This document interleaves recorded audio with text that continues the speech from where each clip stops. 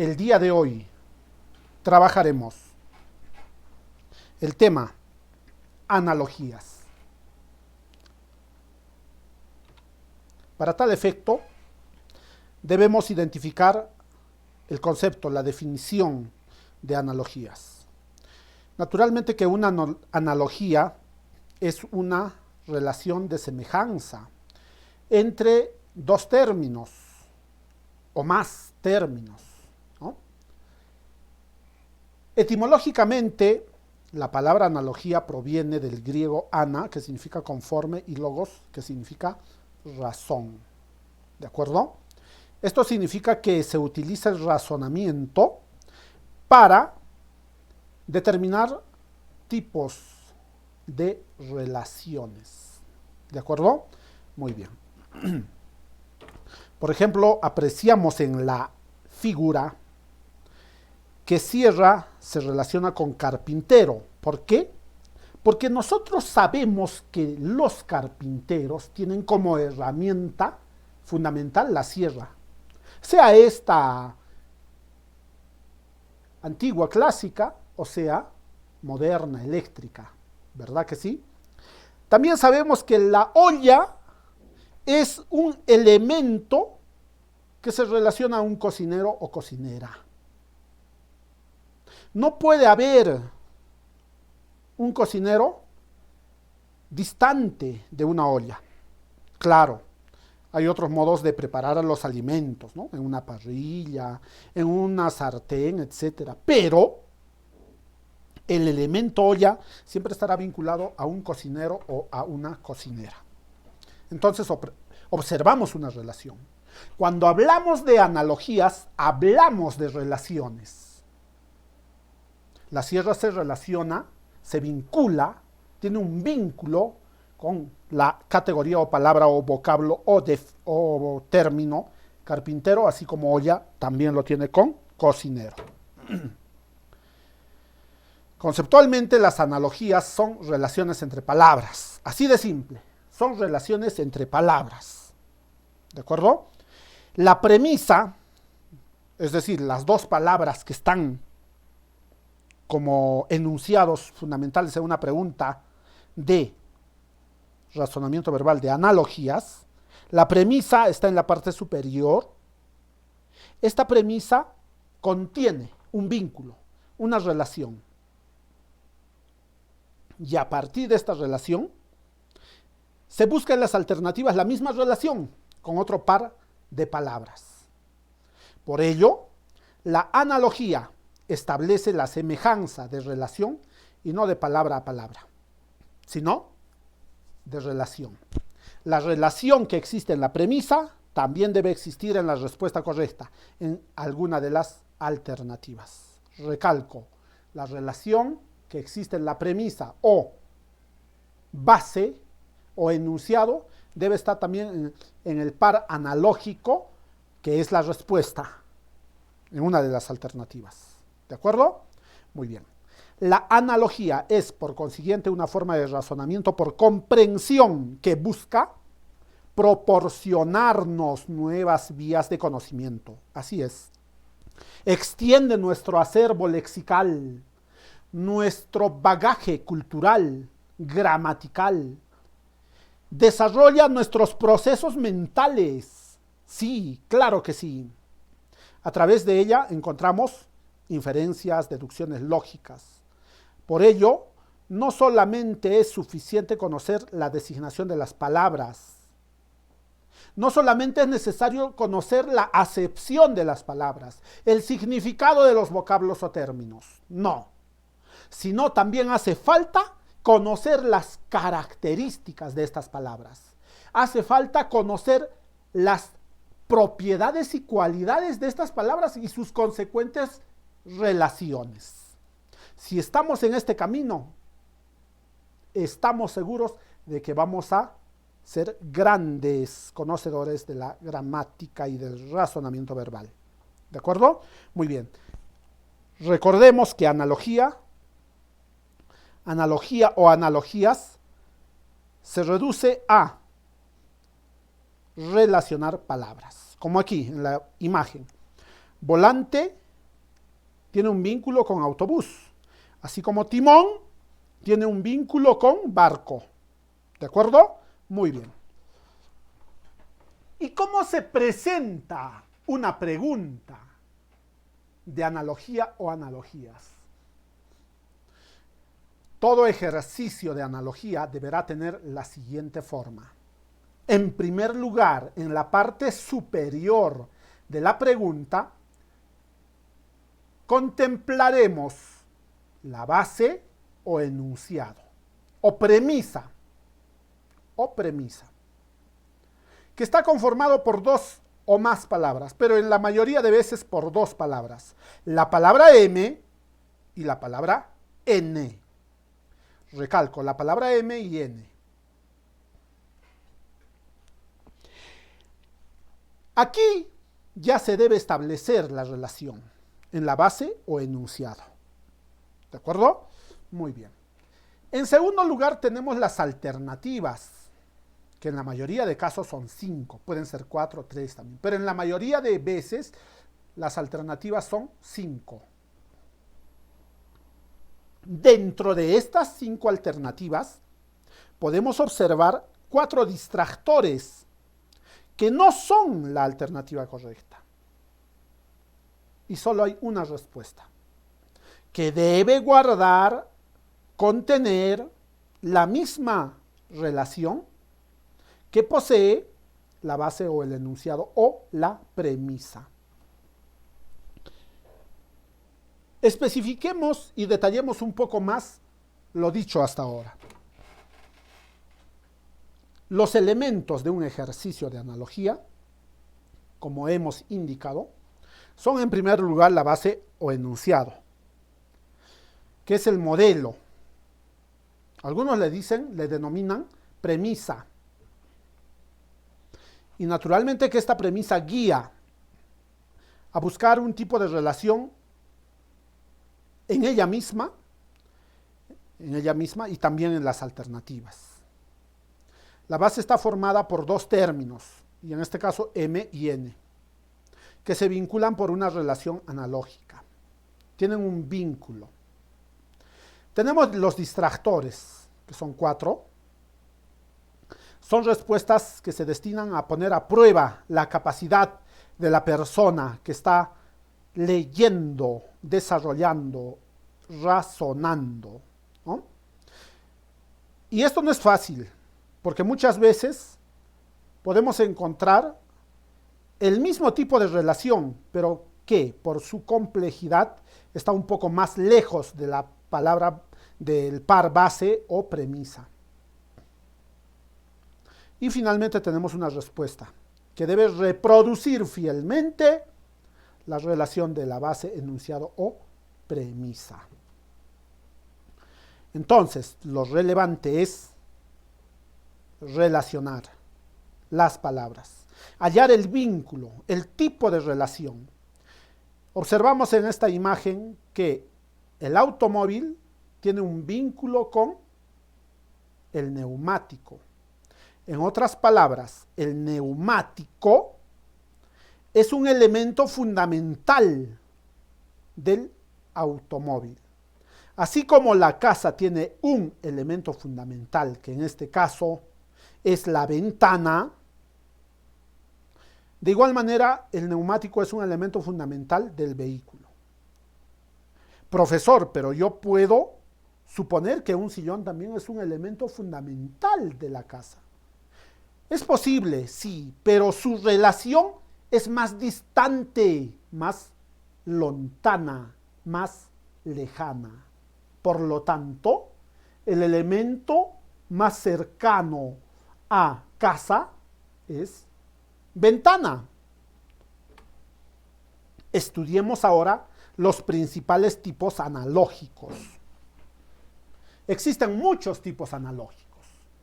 Y en la diversidad y variada bibliografía existente hasta el momento, vamos a encontrar inclusive distintos tipos de denominación de las relaciones. Es en este sentido que debemos ser muy acuciosos, pero yo les recomiendo que estudiemos todos los tipos de relaciones existentes en los libros de razonamiento verbal que podamos adquirir, pero estas propuestas no deben ser una camisa de fuerza. Leer estas propuestas deben conducirte a que elabores también tú tus propias estrategias y tus propios tipos analógicos. Uno puede plantearse sus propios tipos analógicos, pero para esto, de todas maneras, debes leer las propuestas que ya existen para que se te haga más sencillo, porque si vas a pasar de frente a plantear tus propias relaciones, quizá, tal vez puedas cometer algunos deslices, algunos errores. Bueno, vamos a los tipos analógicos. Primero, tenemos una relación de sinonimia. La primera relación que vamos a plantear es de sinonimia. Y esto ya lo sabemos, ¿no? Porque ya lo hemos estudiado. Los sinónimos. Claro que sí. Cuando nos plantean un par, una premisa que contiene sinonimia, las alternativas también deben contener sinonimia. Por ejemplo, sereno y ecuánime, o veraz y sincero. Sereno, tranquilo, ecuánime, ¿no? Equilibrado. Claro, son sinónimos. Y veraz y sincero, personas que son conducidas por la verdad. ¿De acuerdo? Muy bien. Debemos manifestar que dentro de la sinonimia también existen palabras sinónimas absolutas y relativas. Al igual que en las relaciones de antonimia. Se tienen relaciones antonímicas cuando dos términos son opuestos. ¿De acuerdo? El opuesto de bueno es malo. Y si veo un opuesto en la premisa o en la base o en el enunciado, en la alternativa correcta también debo hallar la misma relación de oposición, o así como en la relación de oposición de apto e incapaz. En tercer lugar, tenemos una relación que se denomina causa-efecto. Causa-efecto. ¿De acuerdo? Bueno, cuando una palabra da origen a la otra, cuando hay una causa y hay un efecto, o hay una causa y hay una consecuencia. ¿De acuerdo? Por ejemplo, el eco es causa o consecuencia. Es consecuencia, es efecto del sonido. Recalco, el eco es consecuencia del sonido. La causa, que se llama sonido, produce un efecto que se llama eco. Profesor, pero está al revés. Claro que sí. En este caso estaríamos hablando de efecto causa, ¿no? Efecto causa, claro. Reflejo y luz. Continuamos en efecto causa. ¿Por qué? Porque la luz produce el reflejo. Si no hubiera luz, podría haber reflejo. No podría haber reflejo. El terremoto produce causa, tiene un efecto que es la destrucción. Entonces aquí podemos apreciar que el orden no es el mismo, ¿no? La causa es sonido y luz y está en segundo lugar. Y en este tercer ejemplo la causa es terremoto y está en primer lugar. Ahorita vamos a ver, donde dice nota, vamos a poder darnos cuenta de lo que estoy manifestando. Pasemos antes a la relación número 4. Relación de complementariedad. Aquí en relación le falta una tilde. Esta tilde se llama tilde tópica, ¿no? Las palabras agudas se tildan cuando terminan en NSO vocal. Pero, ¿qué es una relación de complementariedad? Es una relación de necesariedad. ¿Qué significa esto?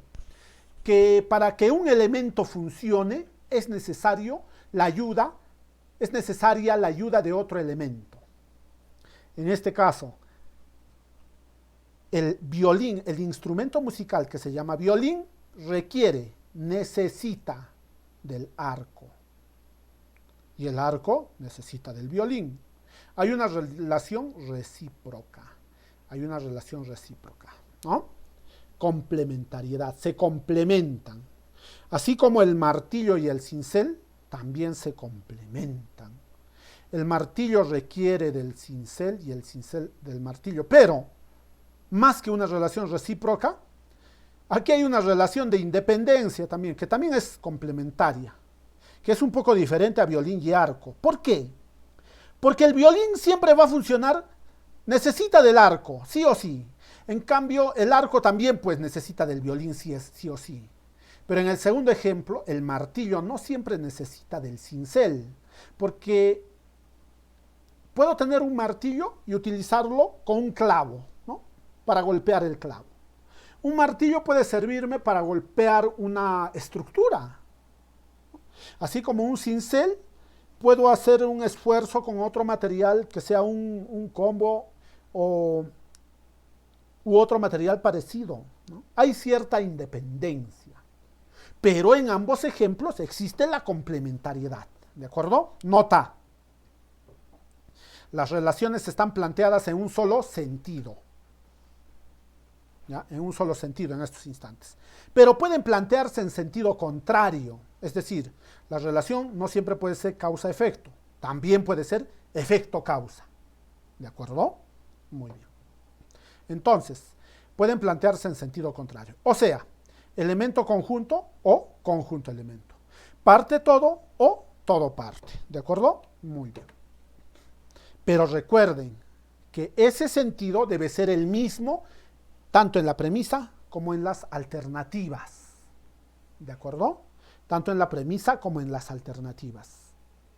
He visto algunos videos de analogías en los que la premisa tiene un orden y la respuesta tiene otro orden. Bueno, es posible, pero esto se puede realizar en preguntas demasiado complejas para gente sumamente especializada. ¿Estamos en ese camino? Claro que sí, pero debemos empezar poco a poco, gradualmente. Continuemos. Principales tipos analógicos. Continuamos con los principales tipos analógicos. 5. La relación cogenérica. Cogenérica significa igualdad de valores. Compañía, compañeros. Es decir, existe el mismo grado, el mismo nivel de valor, el mismo peso. Si yo digo geranio, puedo ubicar un cogenérico que sería clavel. Si digo rosa, puedo ubicar otro cogenérico que vendría a ser margarita, flores, plantas, mejor dicho, plantas, ¿no? En el ejemplo que planteamos aquí, también hay dos cogenéricos. Lagarto e iguana son cogenéricos. ¿Por qué? Porque tienen el mismo peso, el mismo valor casi. Son reptiles, dos reptiles. Ensayo y cuento son dos especies literarias. ¿No? Claro, pueden ser obras siempre y cuando tengan su título. Pero en este caso son especies. El ensayo, que es un género de opinión, claro que sí, de opinión y argumentación, mediante el cual puedes persuadir a tu público, y el cuento, que es una especie literaria del género narrativo, ¿de acuerdo? Muy bien, pero son cogenéricos. En sexto lugar tenemos la relación de obra-autor. Es una obra la Odisea y su autor es Homero. La obra es el Avaro, el autor es Molière. Se dice avaro y no se dice ávaro. ¿De acuerdo? Se dice avaro. Metamorfosis es una obra de Franz Kafka. El Ayllu es una obra de Hildebrando Castro, ¿no? Crimen y Castigo es una obra de Fyodor Mikhailovich Dostoyevsky, ¿no? Pero este orden también puede invertirse. Puedes considerar en primer lugar al autor y en segundo lugar a la obra. Pasemos a la séptima relación. Relación de elemento a conjunto. La silla es un elemento y el conjunto viene a ser el comedor. La familia es el elemento de un conjunto que se llama sociedad. ¿De acuerdo? Elemento y conjunto. En octavo lugar tenemos la relación por grado de intensidad. Grado de intensidad. ¿De acuerdo? Por ejemplo, la antipatía puede devenir en abominación, que es más intenso. O el aprecio puede devenir en adoración, que es un grado más intenso del aprecio. Adoración, pleitesía hacia algo o alguien, ¿no? En noveno lugar tenemos la relación de género-especie, o también podemos invertirlo a especie-género. Relación de género a especie. El género es una categoría mucho más amplia, más abarcadora. La especie es una categoría más pequeña, que está contenida, que está contenida, bueno, el género contiene la especie, ¿no? Ejemplos, tenemos primate, tenemos una serie de primates, pero en este caso el primate viene a ser un mandril. El mandril es una especie que pertenece al género de los primates. Félido, el león es un félido. El león es una especie que corresponde al género félido. Hay otros félidos, claro. Está el tigre, la pantera, ¿no?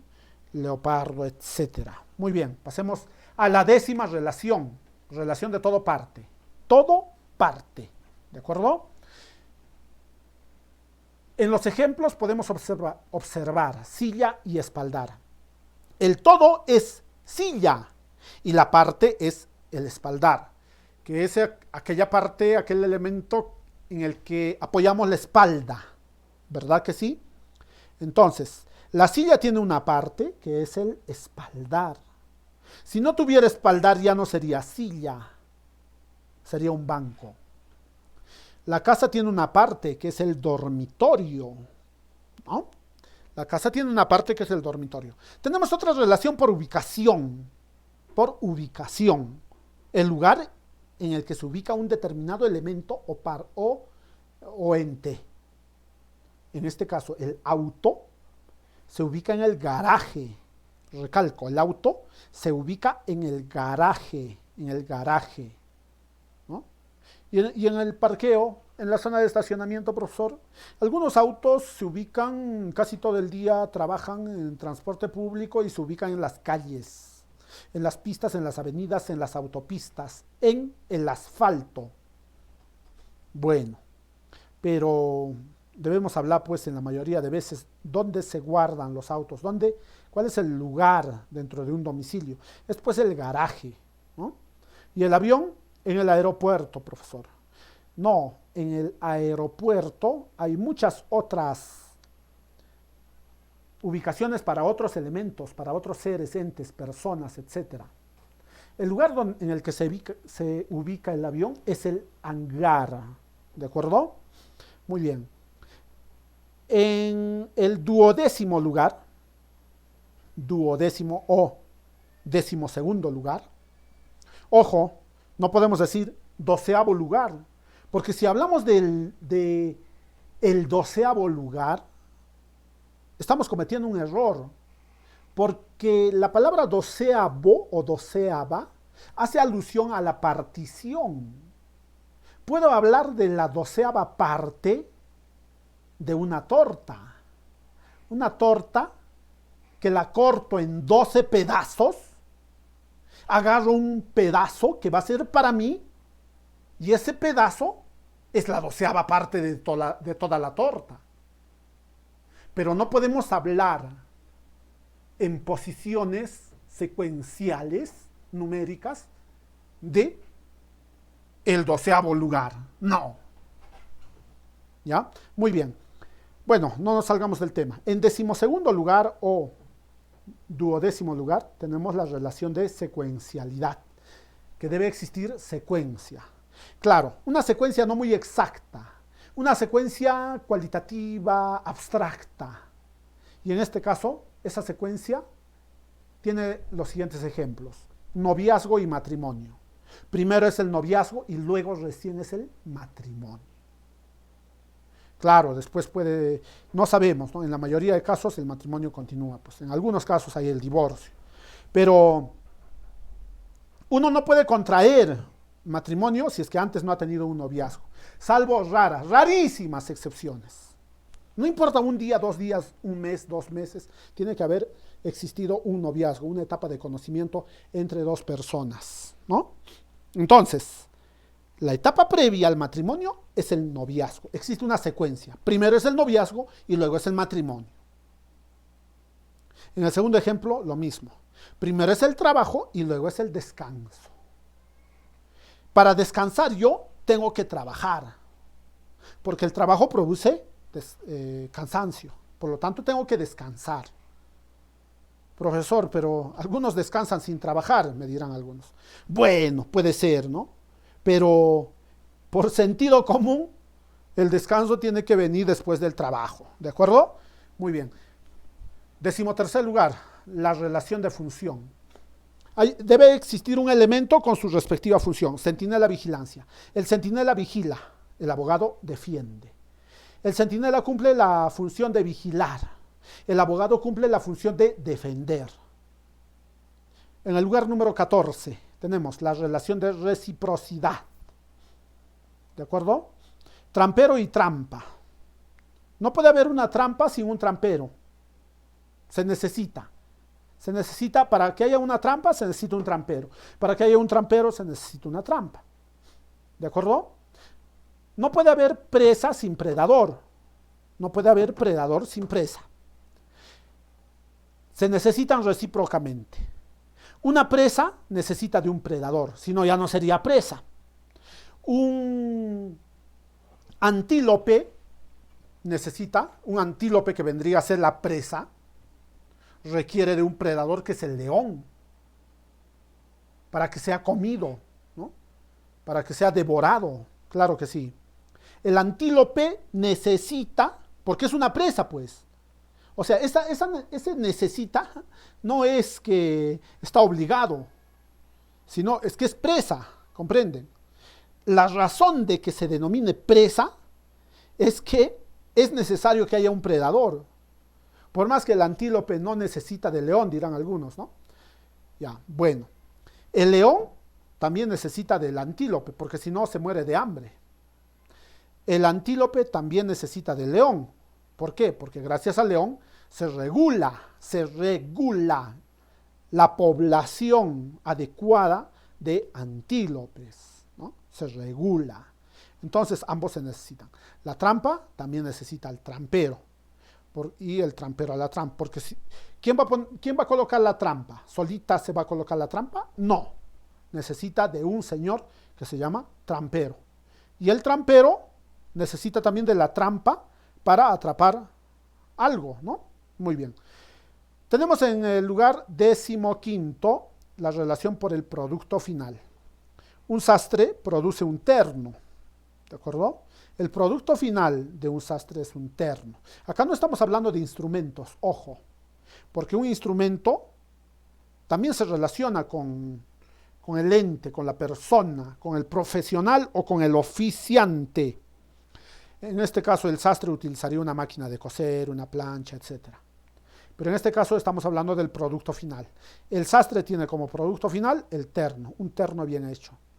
El zapatero produce un zapato bien hecho, puede fabricarlo, claro que sí, es zapatero, o puede repararlo, sigue siendo zapatero. Y el legislador produce leyes. Bueno, es lo ideal, ¿no? Porque los actuales congresistas dan mucho que desear, al igual que el Ejecutivo y que el Poder Judicial, ¿no? Hay mucha mediocridad. Bueno, ya no nos salgamos del tema. Continuemos. 16º lugar. Otra relación de medio e instrumento, lo que les decía. El profesor requiere de la tiza. Bueno, esta es una relación clásica, ¿no? Del pasado, de la antigüedad.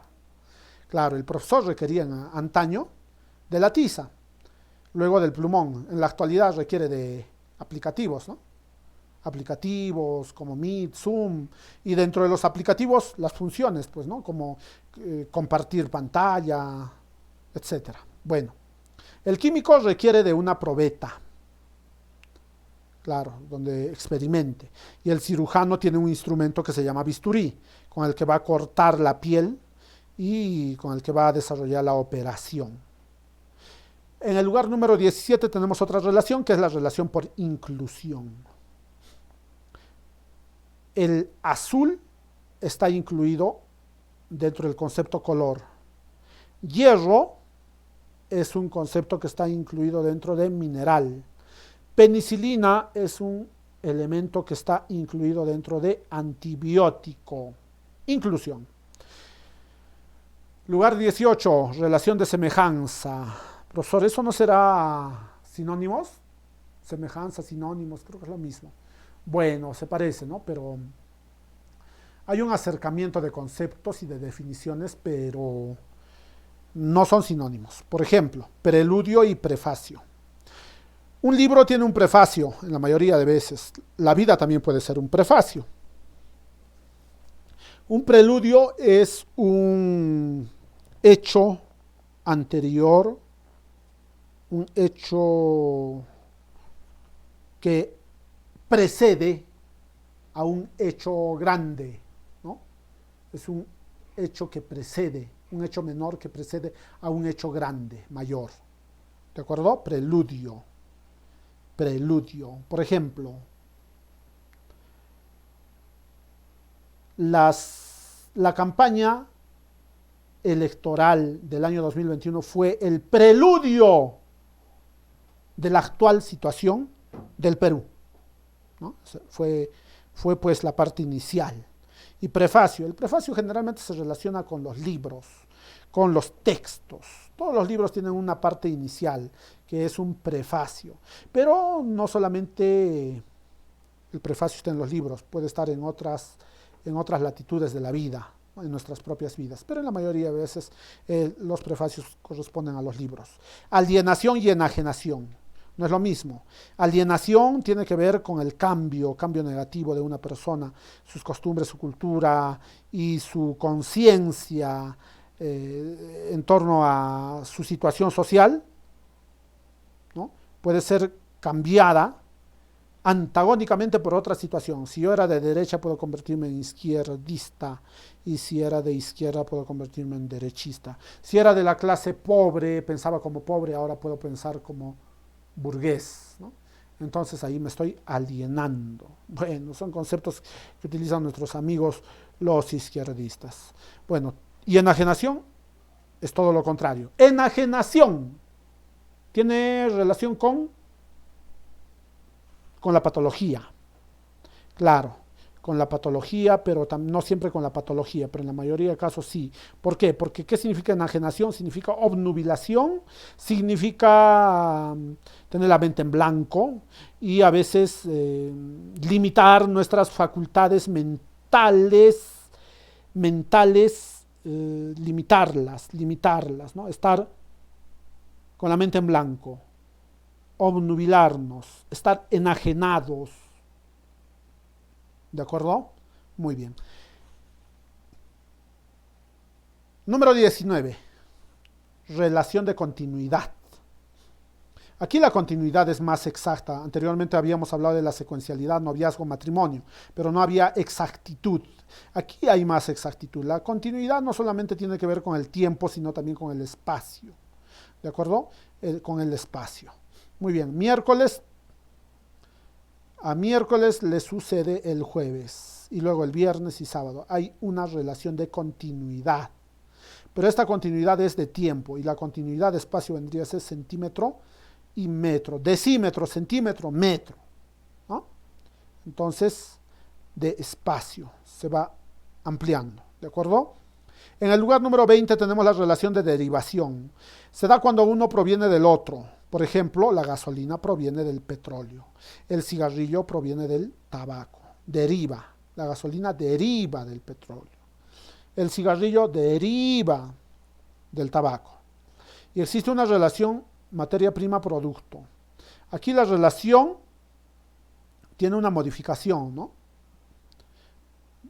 Por ejemplo, la materia prima denominada madera, de esta materia prima puede obtenerse una mesa. Del cacao puede obtenerse un chocolate. ¿De acuerdo? Pero en todo caso, profesor, pareciera que la relación, la propuesta 21 y 20 es la misma, ¿no? Porque el petróleo también es una materia prima, dirán algunos. El tabaco también, sí, se deriva, pues, ¿no? Se deriva. Pero aquí hay algo diferente, que la gasolina solo se produce del petróleo, ¿no? Que el cigarrillo, que el tabaco solamente se conduce a producir cigarrillos. En cambio, con la madera no siempre se hace solo mesas. Y con el cacao no siempre se hace chocolates dulces para endulzar. Se hace también el chocolate que sirve para preparar los alimentos. Con el cacao se hace una serie de productos, que no solamente es el chocolate. ¿De acuerdo? Muy bien. Relación número 22. Número 22. Relación de magnitud. ¿No? Choza es una vivienda de menor magnitud y edificio de gran magnitud. Edificio, choza y edificio. O chujlla y rascacielos, ¿no? De igual manera, isla es un pedazo de tierra que está en el océano, en un mar, en un lago, etcétera, que es de menor magnitud. Y continente, el continente americano, asiático, africano, de Oceanía, y el continente europeo, por ejemplo, ¿no? Es de mayor magnitud. Capilla es una palabra de menor magnitud y catedral de mayor magnitud. Entonces hay una relación de magnitud. Lugar número 23 contiene la relación de objeto a característica. El sol tiene una característica fundamental, brilla. No es función, ¿eh? Porque el sol cumple una función, claro, bueno, es un ser inanimado. A veces los seres inanimados no pueden no cumplir una función, pero el sol calienta, ¿no? Pero una característica sería el brillo. También el hecho de calentar, pero calentar ya se va un poco más allá. Azúcar tiene una característica, dulce, el dulzor, ¿no? 24. Tenemos la relación de instrumento a profesión. El estudiante, bueno, profesor, el estudiante no es una profesión. Bueno, entendamos que el estudiante sí es una profesión en el sentido amplio, ¿ya? Profesión de profesar, en el sentido de profesar. Un estudiante es una profesión en el sentido de profesar, en el sentido amplio. Porque toda palabra debe ser vista desde un punto de vista amplio y en un sentido estricto. En un sentido estricto no hay, pues, lugar para debates, ¿no? En cambio, en el sentido amplio le podemos dar otras connotaciones, otras relaciones, otros campos categoriales, otros marcos operatorios. Muy bien.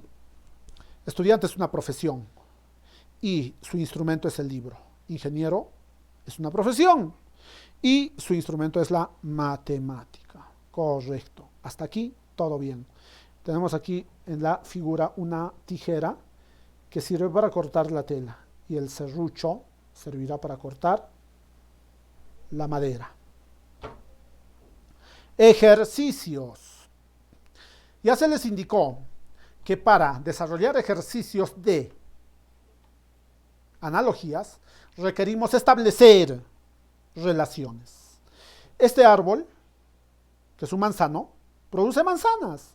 Este árbol, que es un pinar, debe producir un fruto del pino, ¿no? Como podemos observar en la imagen. El espacio, el aire de la atmósfera, la parte de la atmósfera que se denomina troposfera, y dentro de esta la tropopausa, ¿no? Es aquella parte por la que vuelan los aviones. Si se permitiera el término volar para este artefacto o esta estructura que es el avión. Entonces, el avión vuela por los aires y por los mares navega el navío, la nave, el barco. Muy bien, hemos establecido relaciones. Recordemos que para desarrollar ejercicios de analogías debemos establecer relaciones. Estas relaciones deben ser estudiadas en los libros de razonamiento verbal. Y poco a poco nosotros lograremos establecer, inferir y deducir relaciones de acuerdo a nuestro acervo cultural, de acuerdo a nuestras capacidades, a nuestra capacidad de raciocinio. Muy bien. Ejercicio número 1. Patente y latente. Patente y latente. ¿Qué dijimos que debíamos hacer en primer lugar? Buscar la relación. Las dos palabras, patente y latente, forman parte de la premisa, son la premisa o la base o el enunciado. Por lo tanto, en esta premisa debemos ubicar un determinado tipo de relación. ¿Y cómo encontramos la relación? Definiendo el significado de patente y de latente. Patente significa claro, evidente, significa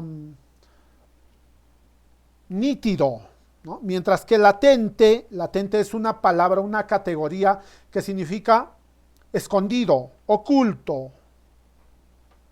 Entonces, si patente es notorio, claro, evidente, descubierto, y latente es oculto, escondido, ¿qué tipo de relación existe? De antonimia. Existe una relación de antonimia.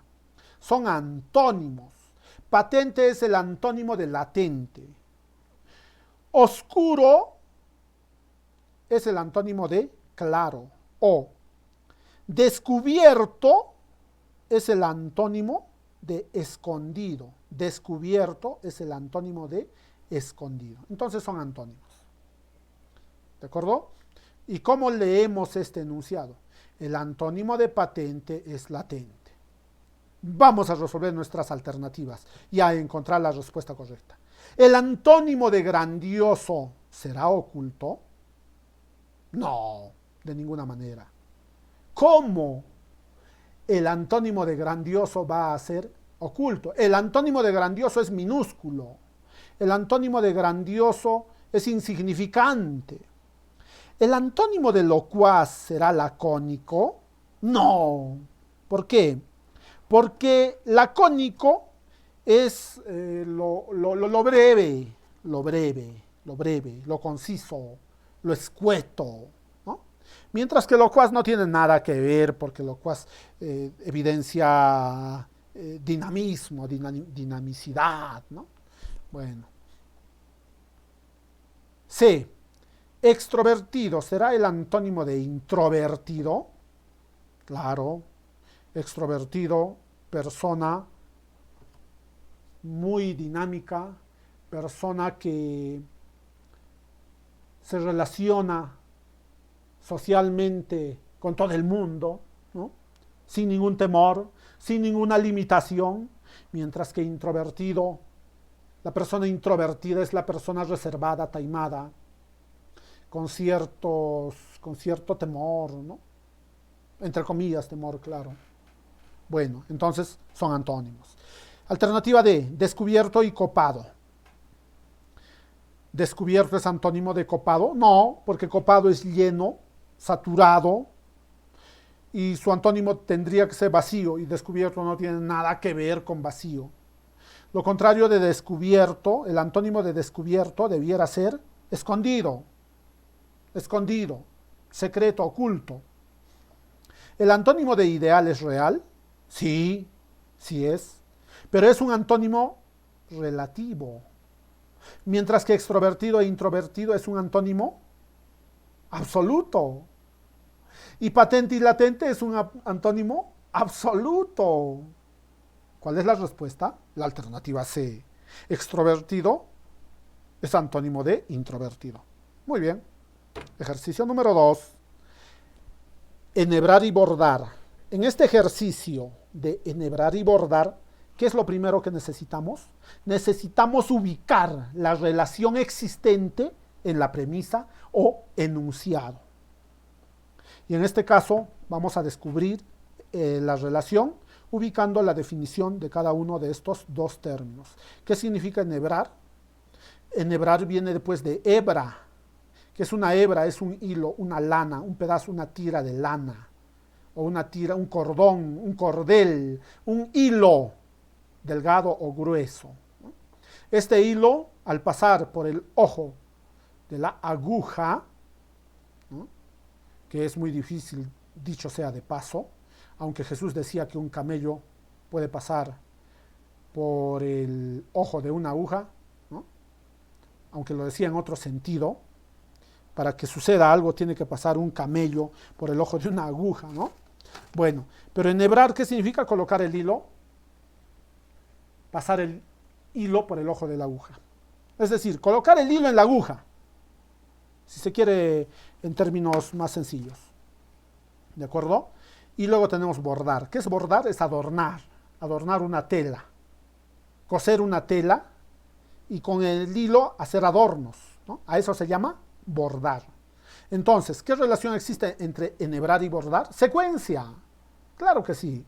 Una relación de secuencia. No se puede bordar algo si es que antes no se ha enhebrado el hilo. Recalco. No se puede bordar una tela, no se puede adornar una tela si es que antes no hemos enhebrado el hilo para poder decorar, coser la tela. Entonces, primero es enhebrar y luego bordar. Nos vamos con esa relación. Primero enhebramos y luego bordamos. Primero, entonces, alternativa A. Primero estudiamos y luego truncamos. No tiene ningún sentido. No es la alternativa correcta, no es la respuesta. Primero erramos y luego corregimos. Parece que sí. Vamos a ver, errar. Primero yo cometo un error y luego recién me corrijo. Aunque sin cometer yo un error, ¿puedo corregirme?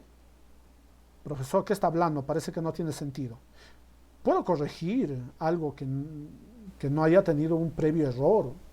Imagínense que esté construyendo una casa y de pronto, en la mitad del proceso de la construcción de la casa, veo que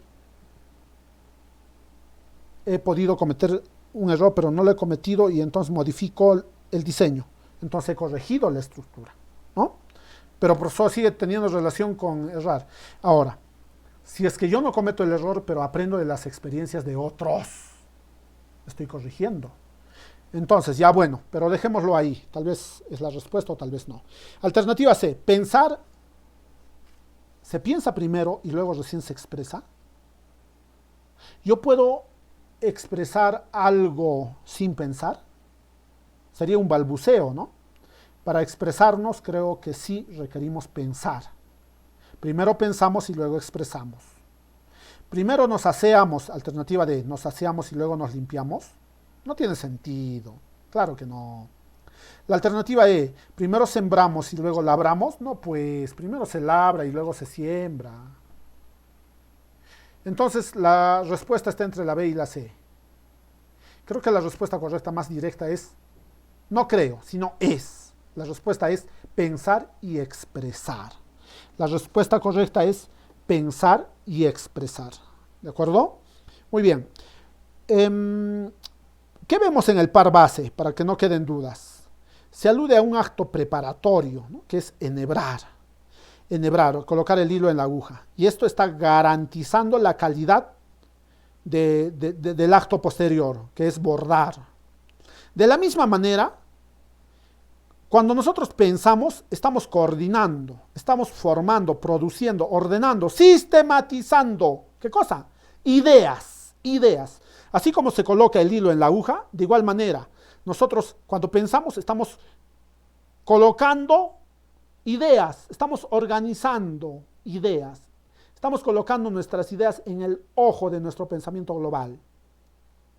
¿Para qué? Para que nuestra expresión resulte eficaz, pues vamos a expresarnos de manera eficaz, así como cuando se enhebra se va a bordar, se va a adornar de manera eficaz, de igual manera nosotros cuando coordinamos y organizamos y sistematizamos nuestras ideas, vamos a expresarnos de forma eficaz, ¿no?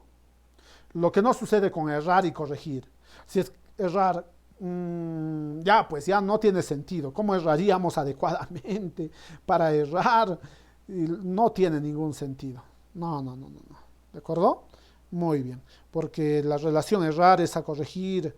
Evidencia una relación, ¿no? Pero no comparte esa relación secundaria, que es el de organizar, que es el de colocar, ¿no? Bueno, continuemos. Ejercicio número 3. Amargor y sabor. Amargor y sabor. ¿Qué es amargor? Es pues un sabor. El amargor es un sabor, ¿no? Así como el dulzor es un sabor. Así como lo ácido es un sabor. Ácido, sabor. ¿No? El limón tiene un determinado sabor. El chocolate tiene un sabor dulce, ¿no? A ver, amargo, la cebolla cruda, bueno, cruda, mordida, cruda, sin preparación, sin nada, tiene amargor, pues, ¿no? Entonces, podemos decir que la relación que existe en la premisa es de parte no, es de género-especie, ¿no? Género-especie o inclusión, ¿de acuerdo? Inclusión, de acuerdo, incluye. Amargor es una especie del género sabor o amargor está incluido dentro de sabor, ¿no?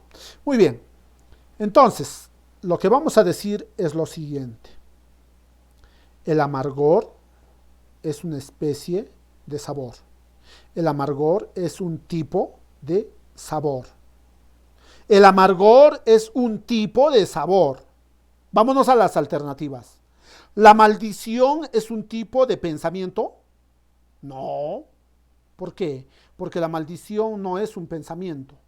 La maldición es una acción que se puede hacer pensando, pero nosotros podemos maldecir algo, pero no es un tipo de pensamiento, ¿no? No es un tipo de pensamiento. Bueno, porque el pensamiento se categoriza. Las categorías mentales se categorizan como pensamiento, por ejemplo, ¿no? Alternativa B, rencor, sentimiento.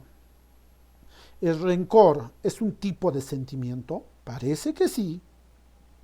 Los sentimientos no siempre son solo positivos, ¿no? El rencor puede ser un sentimiento. Y generalmente los sentimientos son un poco más duraderos. Las emociones son más esporádicas, más rápidas, más fugaces, ¿no? Más raudas. Parece que la respuesta es la alternativa B. Vamos a seguir analizando. Alternativa C, homicidio, delito. ¿El homicidio es un tipo de delito? Sí, claro que sí, es un tipo de delito. Parece que también es la C. A ver, ¿la B o la C? Alternativa D, fetidez y olfato. ¿La fetidez es un tipo de olfato? No, pues aquí ya no hay ningún tipo de relación en el sentido de la premisa.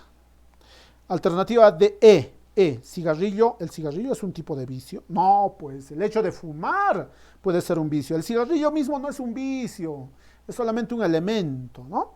Entonces, estamos entre la B y estamos entre la C. ¿Cuál será la respuesta? ¿No? Parece que también la parte de homicidio. Bueno, ¿saben qué? ¿Saben qué, jóvenes? Que el amargor es una especie de sabor, ya lo dijimos, es un tipo de sabor, ¿ya? La maldición dijimos que no es un tipo de pensamiento, sino es una expresión, una acción.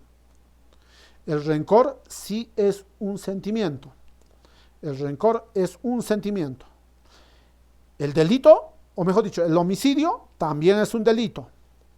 ¿Ya? Entonces la respuesta está entre la B y la C. Tenemos dos posibilidades. ¿Y cómo solucionamos este problema ahora? Bueno, vámonos a la premisa, pues, y aquí nos preguntaremos, ¿qué clase de sabor es el amargor? Recalco, ¿qué clase de sabor es el amargor o el amargo? ¿Y cómo nos responderemos? El amargor es un sabor horrible, horripilante, desagradable, ¿no?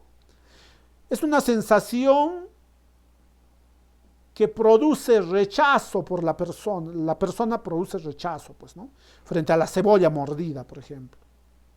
Entonces, de manera análoga, podemos decir que el rencor es un sentimiento desagradable, ¿no? Que genera disgusto. Pero, profesor, ¿el homicidio no es un delito desagradable? Bueno, el homicidio es, claro, es un acto de efectos desagradables, pero no se trata de una sensación, sino de una acción ilícita. El homicidio es una acción ilícita y no se trata de una sensación, porque el rencor sí es una sensación y el amargor también es una sensación y ambos son una sensación desagradable.